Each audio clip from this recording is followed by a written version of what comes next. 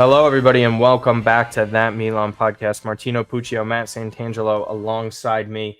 Very exciting episode today. As you could see by the title of the video and the first graphic we have here, Paulo Fonseca has officially been hired. But before we get into all of that, we would like you to like, subscribe, and comment on the video. You guys have supported us so much. We did fantastic last episode with Tom Scholes discussing Paulo Fonseca overall. So if you had more interest in that, go and check out that podcast and a little bit more info on Thiago Santos. And don't forget to go and subscribe to the other YouTube channel that is That Milan Podcast. So there we're going to have more short form videos of stuff and topics that we discuss here on the podcast. So today we'll let you know what topic we're going to be sharing on the other side of things. If you just had more overall interest in that, we appreciate all the support. So Matt, how are you? Not too bad. No, just getting into the summer market, and of course, we got some good international football coming our way very soon. So Italy, it's a good Albania balance. tomorrow. It's between loosely following rumors that are forever changing daily, and then getting a sprinkling of good international football. So it's like a nice sort of way for me to squeeze some golf in and do some extracurricular stuff that's not strictly tied to Milan match days and content and all that stuff. So it's good. Yeah. So again, Italy, Albania this weekend. First game for the Azzurri, and then Brazil and the U.S. drew. So Pulisic had a banger of a goal, so that's relevant for Milanisti. So again, yeah, Paulo Fonseca finally official. We were kind of waiting this. There was rumors that Zlatan would have his press conference, which we'll also get into in a few here. But just overall, Fonseca, 2 years with a third-year option in 2027. These are kind of how contracts for managers go these days. I think it's a perfectly fine length considering the state of the club right now and the overall outlook.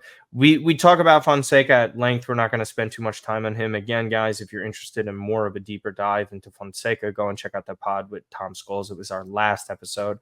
But it's just finally nice to have this official. He commented on it on his own Twitter, which is not great for him to be on Twitter then. But he said it was an honor, a pride, and a responsibility, and Forza Milan for him. I'm excited for this. I think he's actually heavily underrated heading into the club right now. I think he's going to surprise quite a few people. You and I have kind of stated that. And I know our good friend Christian Aquino has as well. But yeah, I mean, Fonseca coming in here, it kind of still feels like certain fans aren't in love with the move. I've seen some of our good friends on Twitter kind of skeptical. They think he was the worst option on the table. I don't agree with that. But your overall sentiment now that it's finally done? Back the coach, back the club.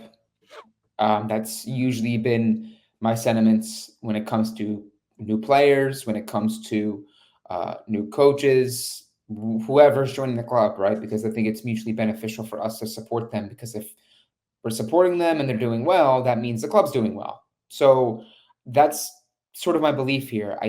Not to harp on and not to, beat the topic down any further than we have already.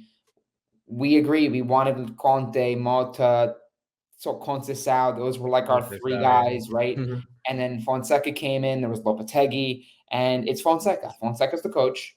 There's things I like about his way of doing things. I think he's got some good ideas, and he's going to set this team up to play a bit more balanced. The presser, which we'll get into.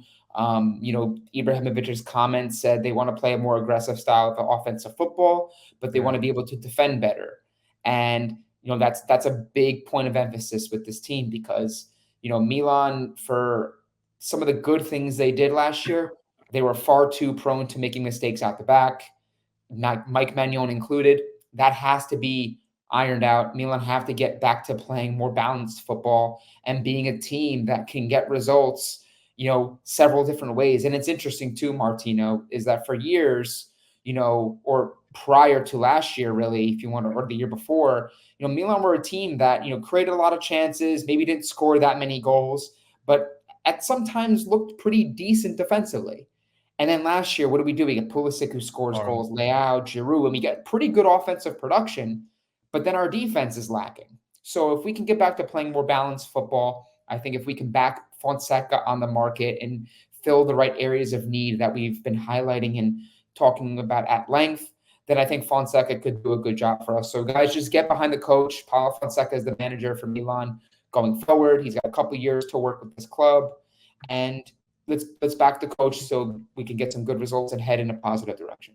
Yeah, you mentioned defense. Milan conceded 49 goals last season. The next close team was Monza, 51. They finished 12th. And just to real quickly add on to that, because people were saying, I tweeted something about, Fonseca, and people said, well, who would have been your top coaches? And I said, Conte. Obviously, yeah, we clipped it. What we heard today, it wasn't realistic. But then I said Malta and De Zerbi, they haven't really won anything. But the difference between Malta and De Zerbi was the fact that Malta had shown last year with Bologna that they can win games both ways. They can score, they can defend, and they were the third best defensive team in goals allowed behind only Inter and Juventus. So it puts into perspective. One goal behind Juve. Yeah, it puts into perspective that Milan have to play with more balance. Unless you're going to absolutely bludgeon teams, which doesn't seem to be the case with this Milan team. We just don't have, in my view, like the attacking firepower of a City, Madrid, PSG, some of these other teams that you can put up 5-6 goals in a match.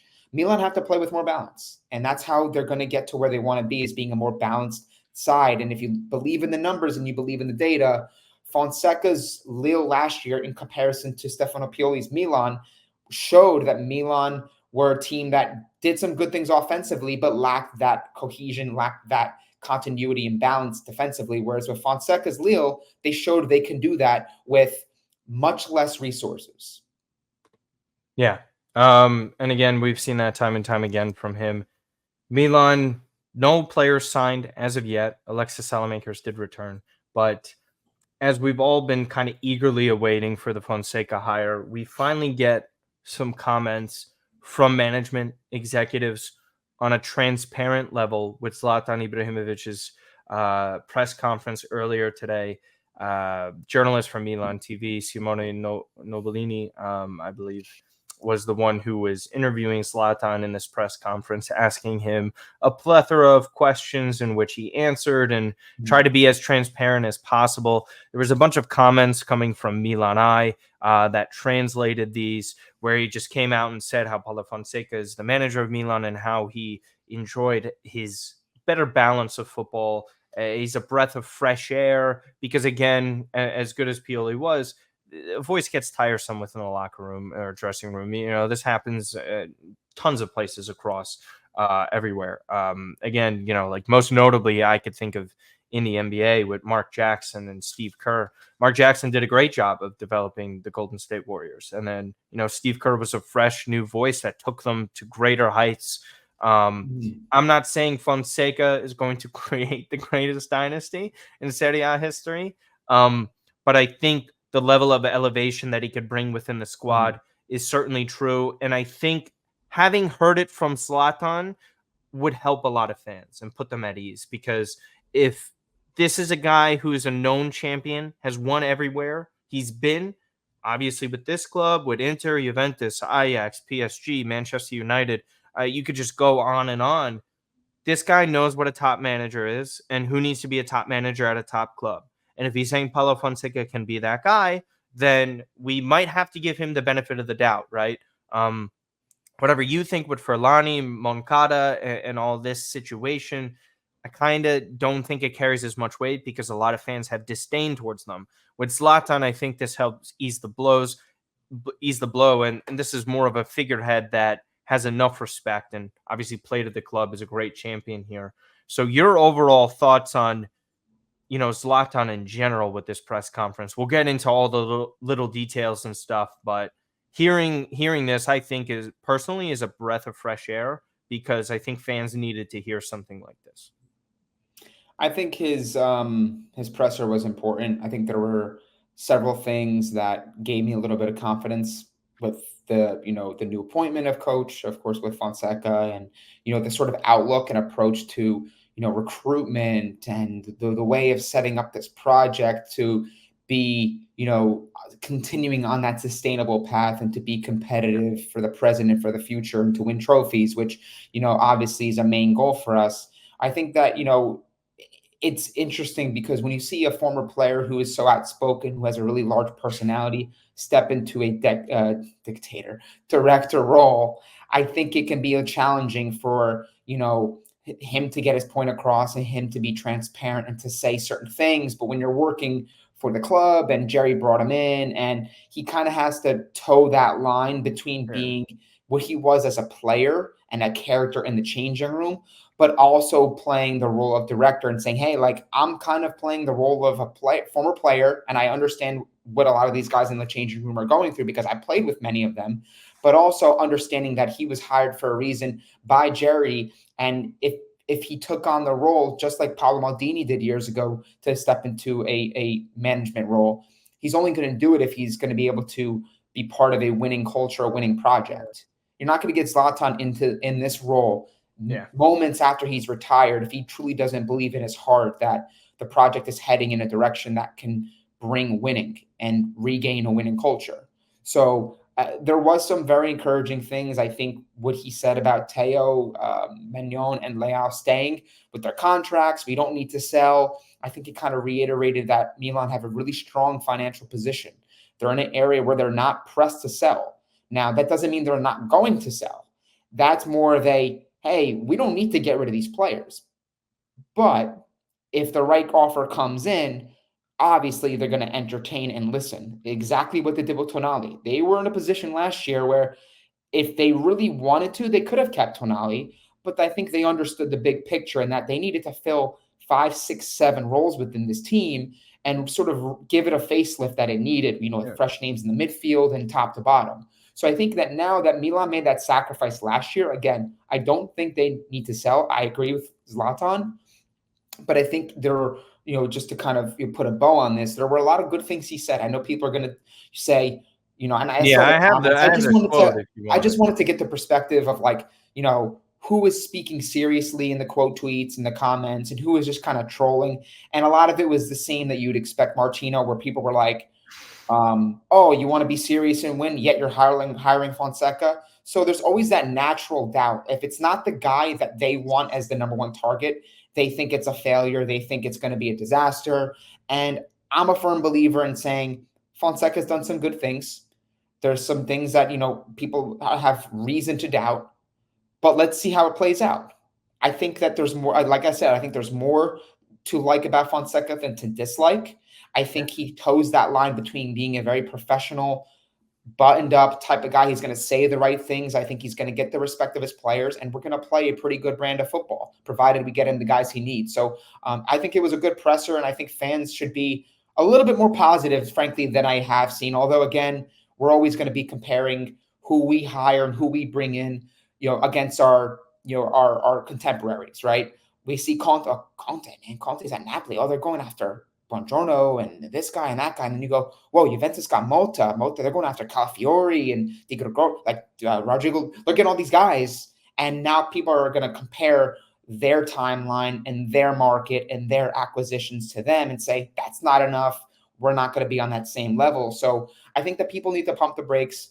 It's still very early in the market, but I think it was a very encouraging presser from Zlatan. Yeah, we'll get into some of these comments. That was just like kind of Matt's overall stuff. So we'll go into like the little details. You pretty much highlighted everything with the Maignan, Theo, and Leao comments there. Again, this was known. You and I have discussed this. Sempre Milan and their podcast have discussed it. Anyone who follows the team or has a pulse knows this. Anytime someone comes up with these, like, oh, they're going to sell them, you guys are masochists. You're cynics. You just want the worst. And I understand where you're coming from. And it's just funny to me because if you're using examples from 10 years ago, then why aren't we going back 20 years when Milan dominated? Because if you're trying to pick and choose where this narrative of negativity or positivity is coming from, oh, yeah, look at how we used to do things under 3 ownerships ago. Look at how we used to do things when we were far worse off financially. These are totally different situations. And you were highlighting it too. Stop looking around when you're in a race to the others, because as the saying goes, you will crash if you look at others you're going up against in a race. If you don't stay focused on what your project is and what you're building, and that's what Milan have done, and that's why they're at this point, because they don't listen to other people. They don't try and do what other clubs are doing. They do what's best for Milan. That's why they're in the position they're in. Are they doing certain things that we would love? No. I highlighted it. I tweeted it. I was talking about, eventually you're going to have to concede and overpay in certain areas, right? You're going to have to give a little bit more in commissions. I'm not saying pay the 15 million to Zirkzee's agent in Kia. Do not do that. That's not what I'm asking for. What I am asking for, though, is when it comes down to like a Marcus Thuram, for example, and the difference is like €500,000 per season, I think you have to go the extra mile, because you're putting yourself in this position where you're sort of lacking ambition. And ambition was one of the things that Zlatan was talking about with this. And I'll try and pull up the quote here. For me, Matt, I think the signal is good, and where he's saying they don't have to sell these players. And you were mentioning, when you say you don't have to sell players, doesn't mean you won't sell players, right? Because there is a scenario still, in my opinion, that if Maignan doesn't come close to lowering his demands and wants to make things difficult, Milan can't let him walk for free. Whether or not they keep him for one more year and sell him with 1 year left on his contract and recoup some money, because again, they signed him for 13 million. That is still potentially on the table, but the signaling of like, nah, we're only going to do something unless it makes sense for us, right? Just like the Tonali money. We all love Tonali. We didn't necessarily agree with it, but it's 70 million pounds for a player of that level. And I love Tonali, but that was record money. So, Juventus used to do the same thing, and I've talked about this. Pogba, when he got sold, it's record money. Inter selling Lukaku, at the time unpopular, but that's a lot of money. They had to have done that. Yeah. They had no choice in these situations.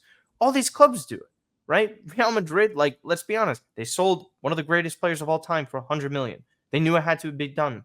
They just won a 3-peat in the UCL. These things happen. Like, this isn't, I think all these people who think sales happen from Milan, they automatically, and this, they go back to when Zlatan was sold.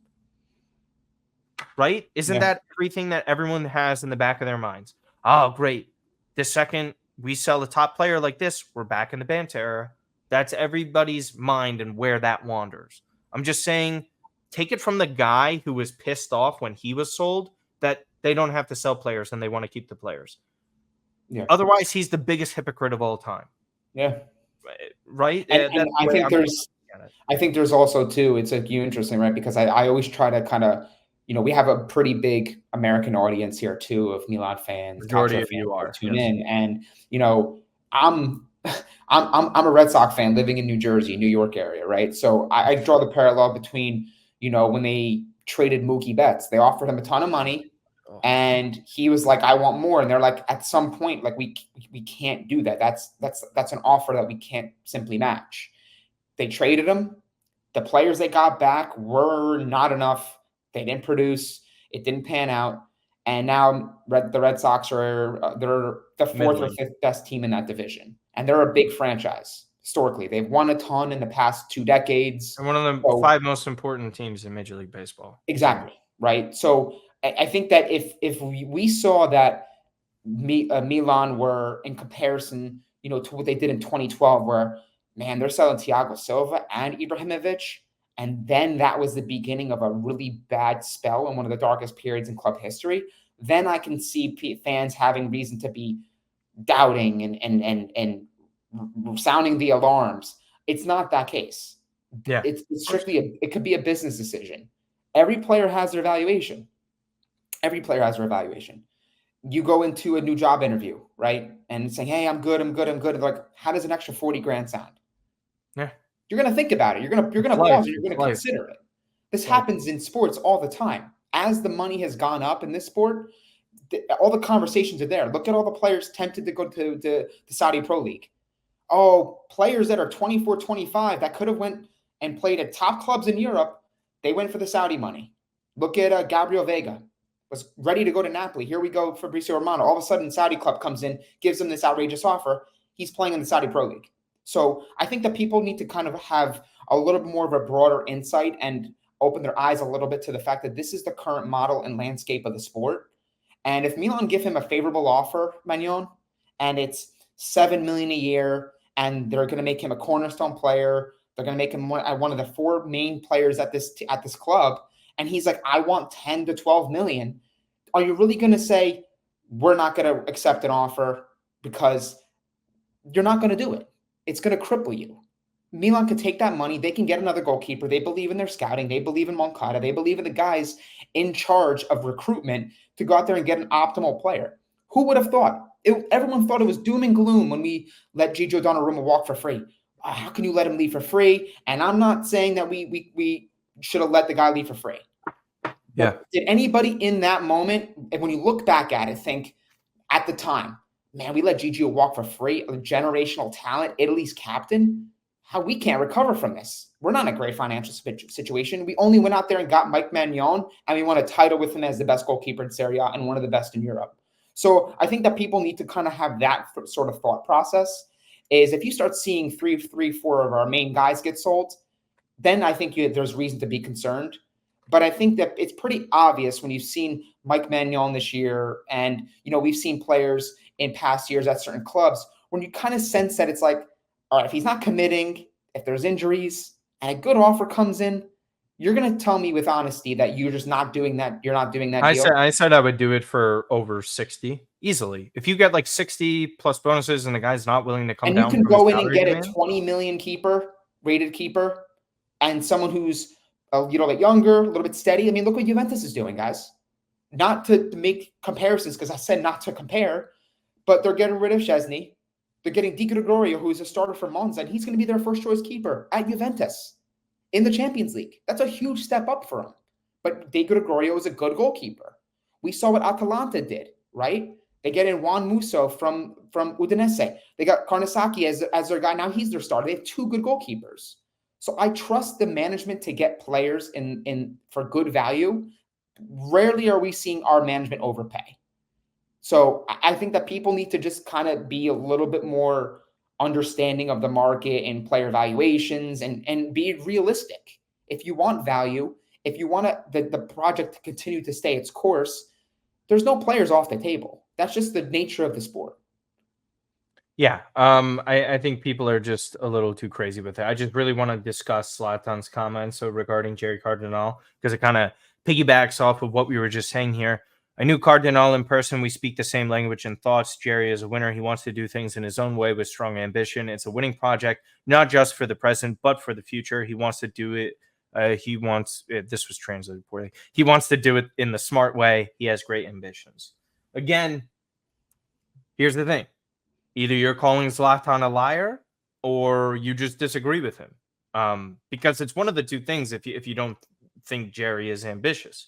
Now, actions are stronger than words. We all agree with this. Mm-hmm. There hasn't, in my opinion, been anything overly ambitious with this management. I think what they're doing is a steady project. It's respectable. I like what they're doing on a surface level. However, I would love to see more aggression at times with certain players and signings. And I think we can all come to that agreement. But it's hard to navigate through these times like that when there's all these financial restrictions and all these sort of things. They extended Rafael Leao. They have extended other players. Mm-hmm. There have been growing reports that Theo and Maignan could also extend. Like, I don't think that's completely out of the question. Yeah. And not to mention, to move on, Francesco Camarda. We saw him drive and go to Casa Milan and sign his contract. There hasn't been the not official him drive. He wasn't driving. He was in the. Hey, listen, man. It's either way. He was there. We saw him afterwards, where it was Van Basten, Galliani, and Forlani at an event where they were all talking. The presumption was that he just signed his contract, first professional contract with Milan. We know this is happening. Zlatan already commented on it, speaking glowingly of him. We know what Francesco has done so far in his very, very, very young career. More than likely heading to the U23 project next season, which has all been but confirmed at this point. So Camarda and this renewal, just the fact that it got done, Matt, this is a positive. It just is. Regardless of what people think, this is one of the most hyped youngsters in Italy history. Seriously. that's where we're at right now. I think he is the most talented youth striker that I've seen Italy have since Mario Balotelli. Maybe I'm missing someone, maybe you disagree or not, but this Camarda deal, to have him and keep going forward with this youth project, is massive for Milan. Your kind of thoughts on this? And this is a huge positive. I think more people have to be excited about it.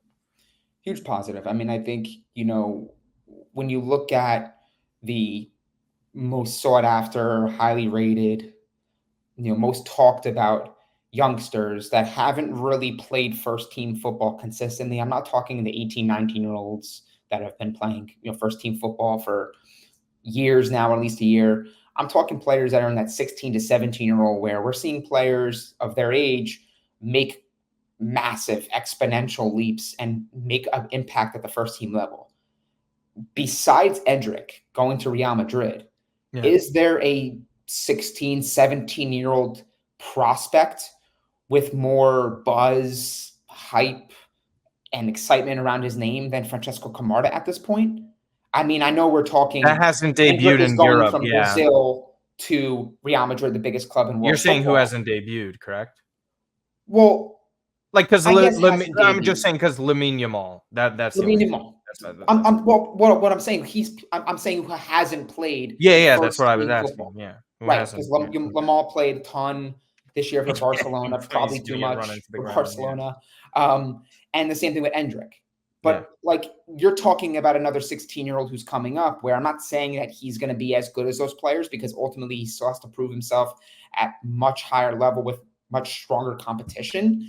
Yeah. But I think when you talk about the excitement, just getting back to, you said in Italy and the amount of plaudits and praise he's getting and hype, this is a player that Milan fans really have to nurture and take care of.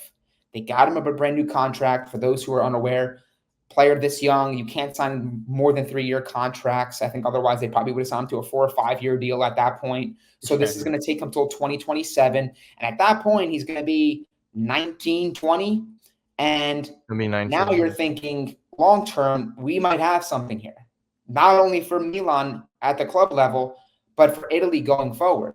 So there's a lot to be excited about with Francesco Camarda and the renewal amidst all the reported interest from Manchester City, some various Premier League clubs. It's great that we're able to keep a player of Camarda's caliber and potential in-house. We're keeping him here. He's staying at Milan. He's staying in Italy, which I think is very crucial, because it's easy to be tempted and swayed by the amounts of money that were probably thrown his way and his representative's way. But he's seeing big picture, like, I love Milan. This is where I want to be. Yeah. And, both parties came to an agreement. So this is really, really good news for Milan for the future. And even for the present, because stranger things have happened. Players at very young ages have come on very strong, and we might not be too far removed from him playing some decent minutes for Milan. If he keeps exploding and scoring goals, who's to say he's not going to be a little bit more on an accelerated path to the first team? So it would have to be a really strong first half of the season for him at the U23 level. Because again, guys, youngest ever debutant. Komoto, that doesn't even include Komoto, who has been reportedly signing his first professional contract. You have Kevin Zeroli as well, Bartesaghi. There is a little worry on the Giancarlo Simic side of things with that contract extension, but that's for another day. Zirkzee talk, he was kind of brought up within this press conference as well from Zlatan. So essentially, he commented on how talented he is as a player. Zirkzee finally got that call up from the Netherlands for the Netherlands. You tweeted about how he was at Disney World and had to hop on a plane. Should have been selected to begin with, but he will be taking Koopmeiner's spot because he also got injured. Really difficult time for the Netherlands. Milan have to get this done. His agent has been brutal for these 15 million euro commissions. I think this eventually gets done. He wants to stay in Italy. He has already been agreed upon with salary-wise for the club, so he's agreed to join.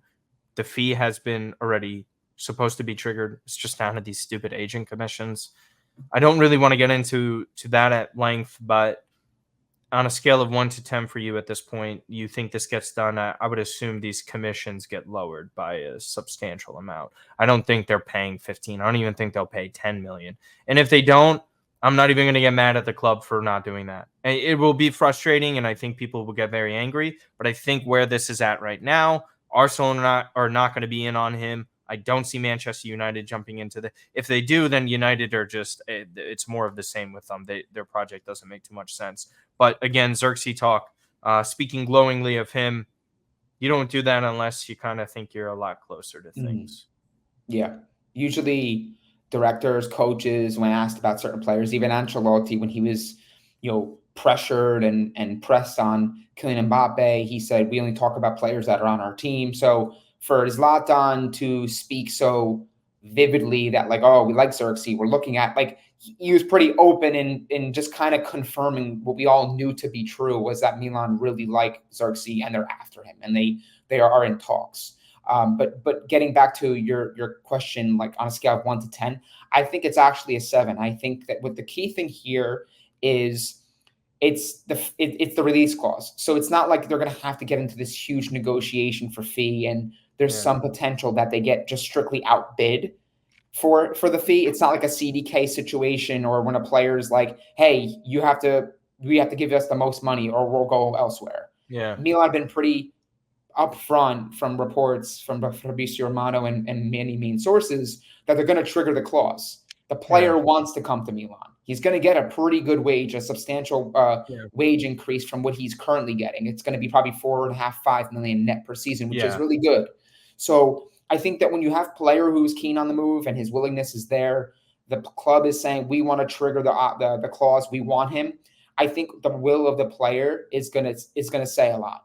I will say this, what does make it a little bit more concerning is the fact that Sesko did extend with RB Leipzig, because I think we discussed Sesko, Zirkzee, this player, that player. When you take another name off the market that is staying, now you have other clubs, maybe Arsenal, Premier League teams that might. I don't think Arsenal. They want a true. Let me just finish here, because that's going to tell me and the fans a lot how they get this deal done. If they get this deal done amidst more pressure and more competition, it's going to give Milan fans that a little bit of extra belief that says like, all right, we have some ambition here.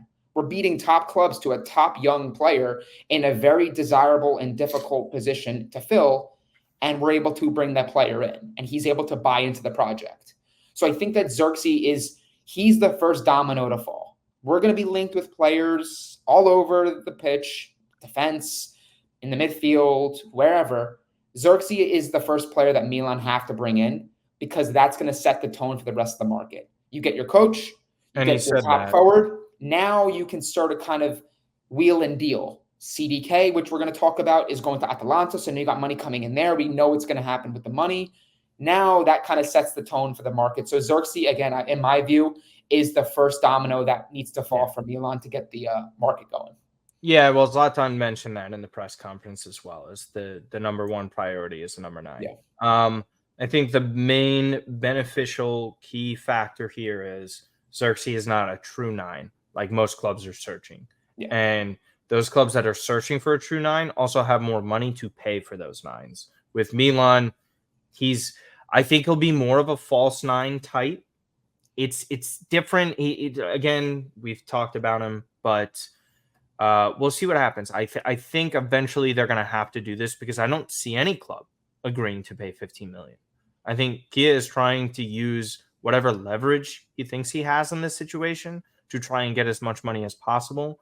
But there is no way on any planet that, again, ridiculous clubs could pay silly fees, but I don't even see Manchester United coming around to the 15 million. And again, if the player's desire is to stay in Italy, good luck. But again, we'll see what happens. There's plenty of other strikers on the market that I think their clauses would get triggered. So moving on to different kind of subjects here while we wind on down for the rest of the podcast. CDM market is heating up. More rumors for Milan. Cooling on the track with Thuram. A little bit hotter for Fofana. but Max Weifer was the bigger name that came out from Feyenoord. We'll see what happens with this. I would, again, like to think Zirkzee in the number 9 is the first chip to fall. There's been so many different names at center back. We've seen the right back names being all over the place. And I think kind of central midfielder here, I think we'll be in that 20 to 25 million range of a player, very similar to a deal that they got for Tijani Reinders. Right. We'll see what ends up happening with this. I don't think there's too much to discuss regarding it right now. Personally, you hear glowing things about Fofana. I have liked Fofana from what I've seen from him. Weifer, don't really know too much about him on a surface level. Just know that he's highly rated by quite a few people. Ultimately, you and I have said this, striker, CDM, 2 most important positions to fill this coming season. And then there's center back and third for me. So CDM, you kind of see this growing faster or maybe more sped up the second a Zirkzee deal, if it's him, or a number 9 gets done, right? I do. And I think that, fans also need to have more understanding of negotiations, player recruitment. And I'm not an expert, never was a director, never was in charge of player recruitment scouting, but I'd like to think I know a decent amount about how Milan currently approach the market and how they go about, keeping things hush hush and ultimately announcing deals.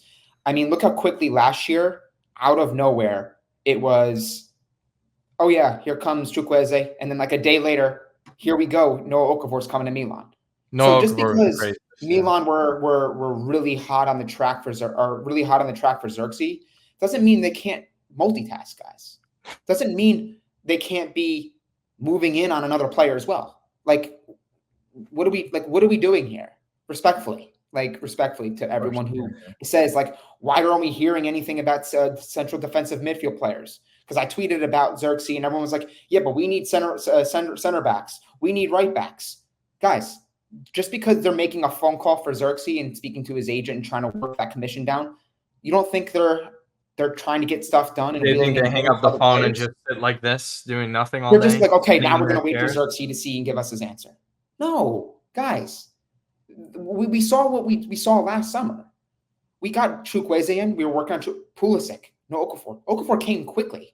Here we go. And they got like half a dozen players within a couple week time span, and people think like they did it one at a time. Like it just doesn't work like that. It doesn't work that way. The only way it really can come down to that is if Milan are in like a sell to buy instance. Sure. Where you see it with Juventus, where they're like, hey, we can't bring in a midfielder in Luis until we get rid of players. So it's like 2 go out, 1 come in type ordeal. Same thing with Szczesny. That's why I think that's kind of holding up the official Di Gregorio announcement as well, because they're still having to get his Szczesny's salary out there, get him off the books, and get the goalkeeper they want in there. So people need to just kind of slow your roll. We are in a international summer. We have a lot of international competitions where a lot of things get put on the back burner. There's talks, there's negotiations, there's discussions. Yeah. While all this is happening with Zirkzee, the guy's in Disney, Universal, and now he's on back on a plane to Netherlands. Like, things are happening behind the scenes, guys. Just because it's not being, conveyed and relayed by, the sources we all come to know and rely on, doesn't mean that Milan aren't working in the shadows to get a central defensive midfielder and fill these other areas. But just to kind of put a bow on it, the question I wanted to kind of throw back over to you, Martino, we were texting back and forth about how we wanted to approach the episode. And I was saying, I don't know much about this Weifer player in the midfield. You said you're getting some plaudits and some praise from people who have watched him. Do you feel that we need to go with a little bit more of an established player from a more established league?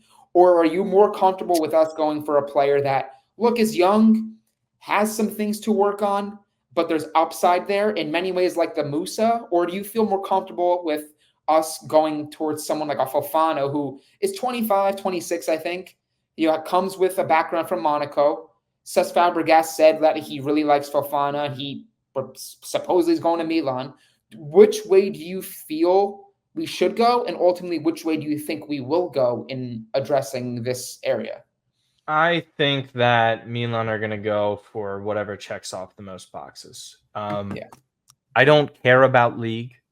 Our best midfielder came from the same league Weifer is from, and Tijani Reinders. Reinders was the best midfielder for the team last year.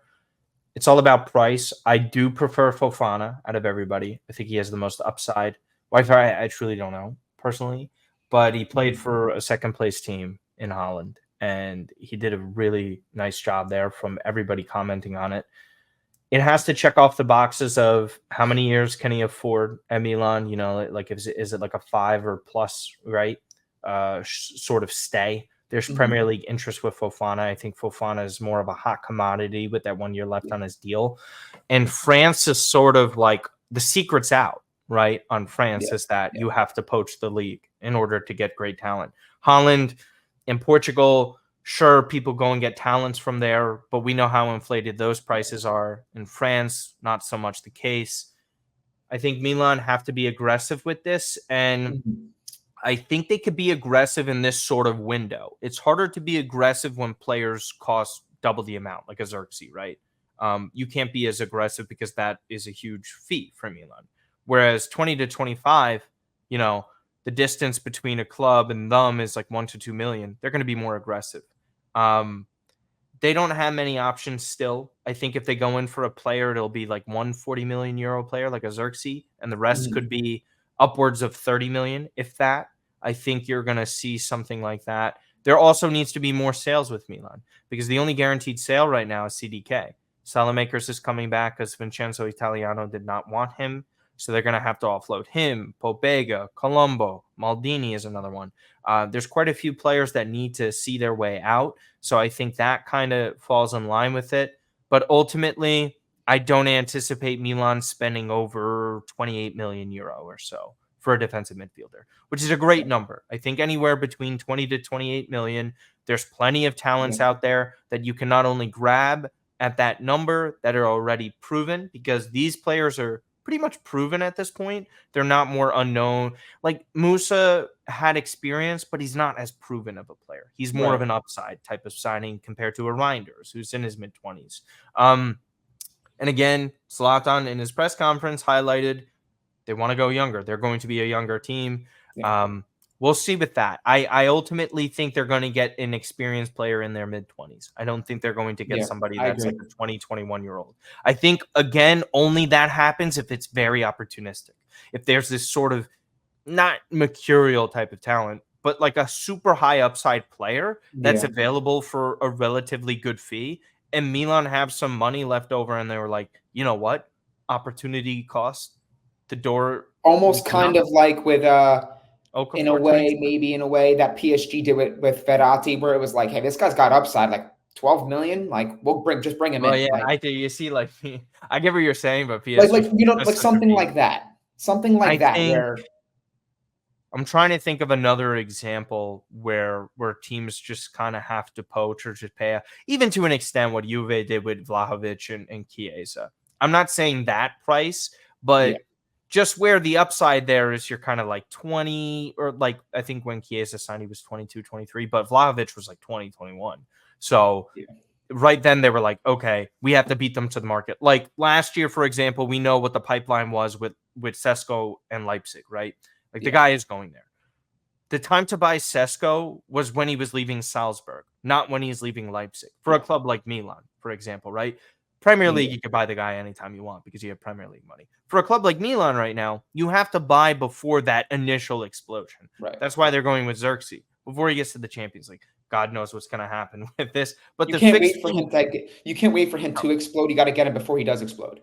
Yeah, because like Rafael Leao. Leao's a perfect example. Holland, when he had the 25 million clause, it's like, you got to go. You have to go now. Yeah, there was question marks. It's like, yeah, he scored in the Champions League.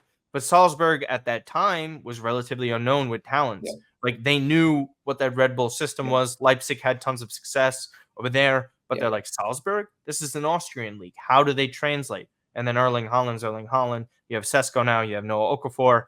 You have a plethora of other players. I think Milan were also linked to one of those central defensive midfielders from Salzburg last year.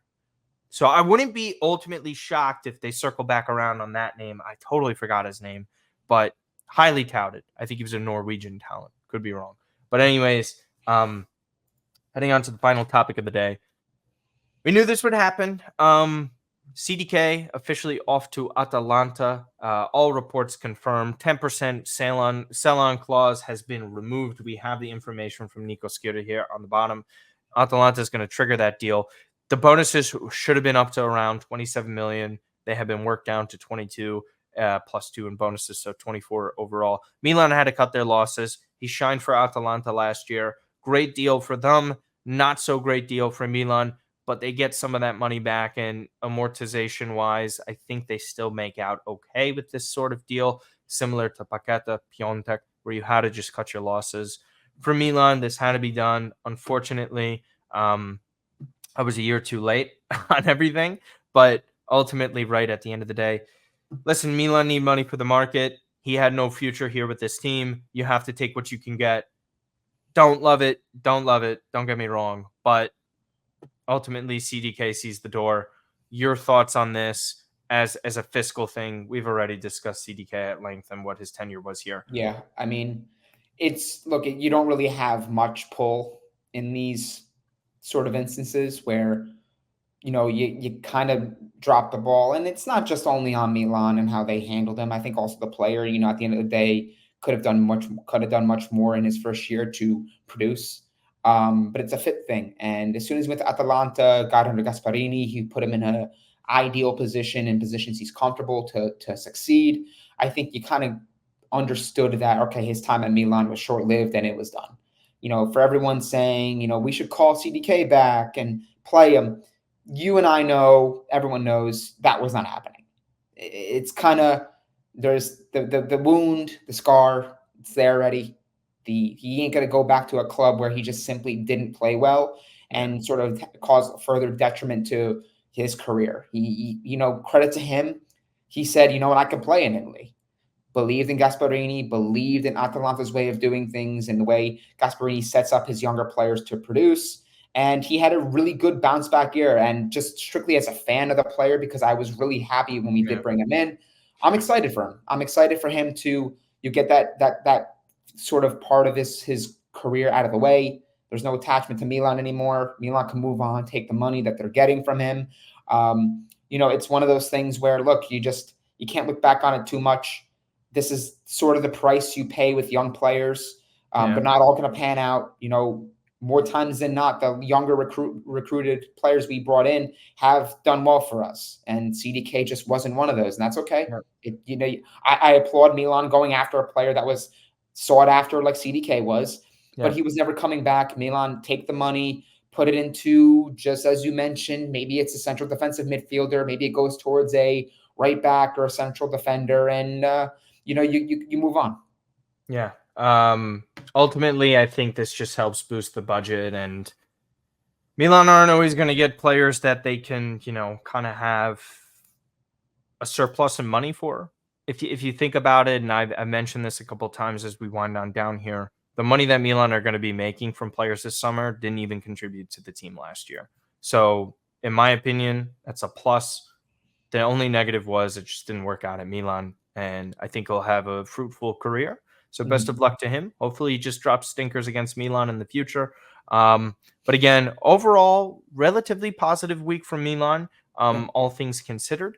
We'll see what ends up happening on the Zirkzee front. We will be there with you guys to discuss that. Again, like, subscribe to the podcast, That Milan Podcast, and follow us on Twitter at That Milan Pod. Don't forget to follow the other YouTube channel, or subscribe to the YouTube channel, That Milan Podcast, where we'll discuss a bunch of different things at length.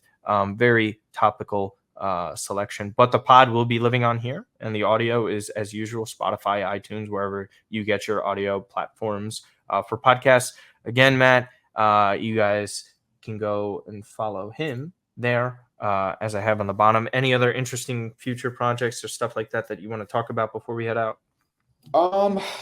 Might be having a lot more free time on my hands to get more content out. So this is just an open search. If there's any podcasters, content creators that are looking to collab, want to, get some content out there for the summer market or anything topical, feel free to reach out to me on Twitter at Matt_Santangelo. I want to stay active, continue to push out content. Me and Martino are doing really solid with the show here, and we thank you guys a lot for making that possible. So anything I'm working on, just follow me on Twitter for updates on that. Yeah, and you can go and follow me at Martino_Puccio. If you haven't already, go and check out the Athletic article where I preview Euro 2024 betting purpose-wise. I was also on Kicks and Picks podcast with Nick Diani. I'm going to be on BetMGM's Odyssey podcast tonight to help preview the Euro. Yeah, I didn't tell anyone that just happened yesterday. So 8:30 tonight, Eastern Standard Time, and one more game, C's. One more fucking game. And then everybody can shut the hell up. I'm very excited about that. So, knock on wood, the C's get it done. We appreciate all your support. Episodes are doing fantastic. It's going to be an exciting summer leading up to the Olympics and the start of the new season. Thank you guys so much, Matt, and I really appreciate it. Other than that, take care.